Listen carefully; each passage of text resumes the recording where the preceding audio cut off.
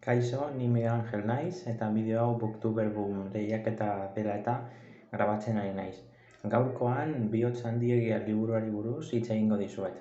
Hemen ikus dezakezue.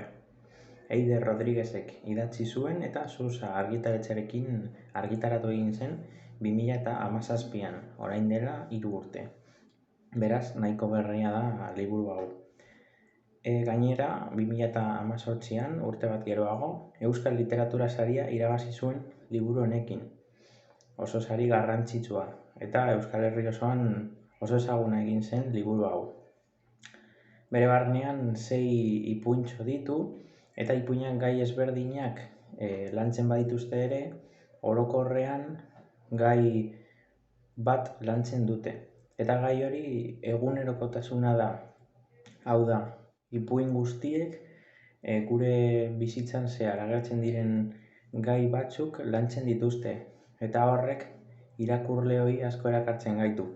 Eta oso erraza egiten zaigu liburua irakurtzea eta gaia jarraitzea.